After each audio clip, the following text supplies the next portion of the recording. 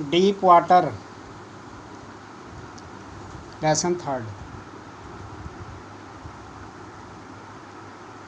Is written by William Douglas. गहरा पानी part 3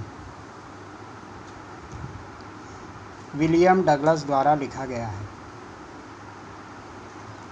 इस पाठ की कहानी आत्मकथा ऑटोबायोग्राफी पर आधारित है, जो लेखक की आत्मकथा का वर्णन करती है। आत्मकथा का अर्थ होता है जब लेखक अपने ही बारे में या अपने ही अनुभवों का वर्णन करता है, उसे ऑटोबायोग्राफी या आत्मकथा कहा जाता है। लेखक अपने बचपन में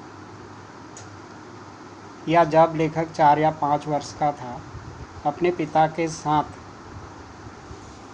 कैलिफोर्निया समुद्र के किनारे गया।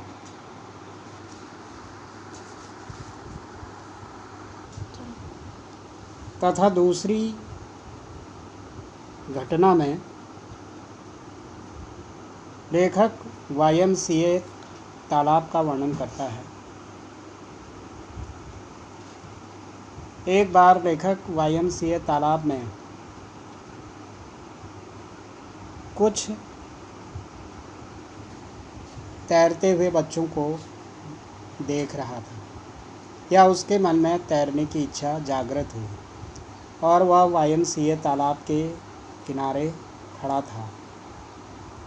एक आक्रामक लड़के द्वारा उसे तालाब में धकेल दिया गया। पहली घटना में लेखक कैलिफोर्निया बीच पर समुद्र की लहरों से ढक गया, तथा दूसरी घटना में YMCA तालाब में लेखक लगभग डूबने ही वाला था, क्योंकि वह तैराकी नहीं जानता था। तो उसके मन में पानी का भय बस गया और उसने तैराकी सीखने का निर्णय लिया और एक प्रशिक्षक को किराए में रखा। प्रशिक्षक ने उसे तैराकी के कई प्रकार सिखाए। एक एक करके उसने तैराकी के कई प्रकारों को सिखाया और उसे पानी के अंदर सांस लेना और सांस को बाहर निकालना सिखाया। धीरे धीरे लेखक तैराकी सीखने लगा, लेकिन पानी का भय उसका पीछा करता रहा। वह कई स्थानों में गया, कैस्केड झील, बम्पिंग लेक या बम्पिंग झील, टाइटन रिवर, वार्म लेक, लेकिन पानी के भय ने उसका पीछा किया। अंत में वह जब वार्म लेक में चक्कर लगा रहा था, तो उसने पानी के भय को चुनौती दी और उसका पानी का भय पूरी तरह समाप्त हो गया और लेखक एक पूर्ण तैराक बन गया। तो डीप वाटर की जो कहानी है, लेखक की आत्मकथा और उसके अनुभवों का वर्णन करती है।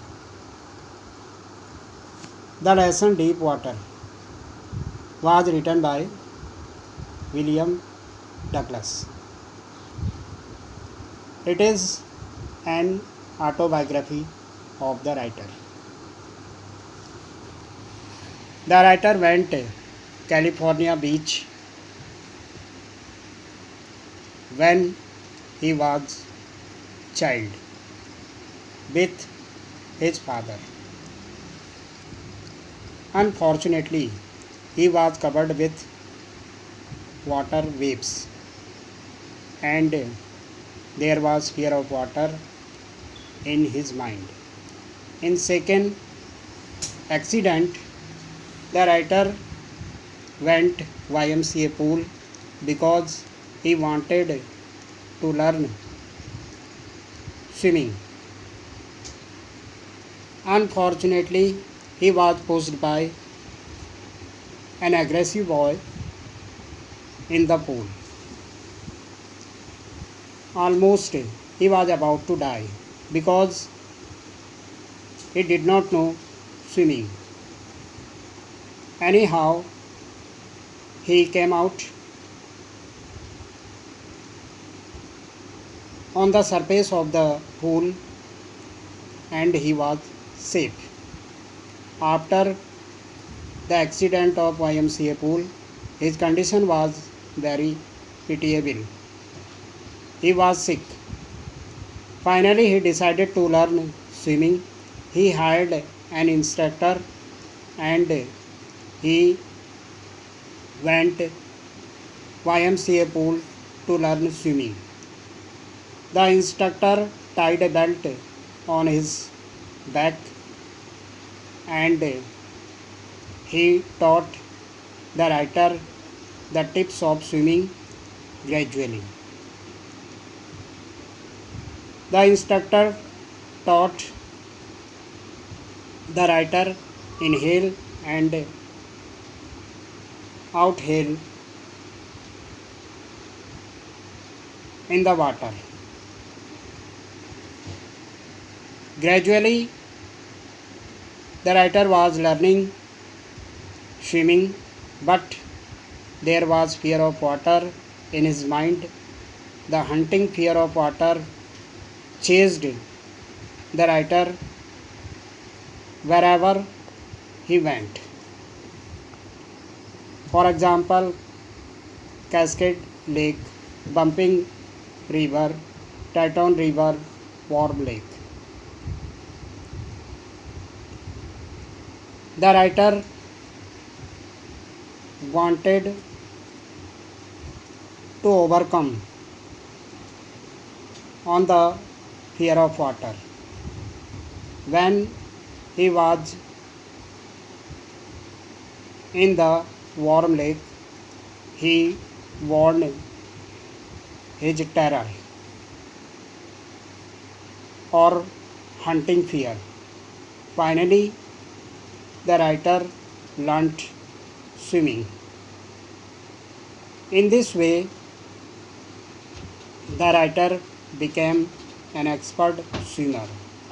This lesson tells us we have to face many problems in our life and we should not lose our courage. We should face any problem with our courage.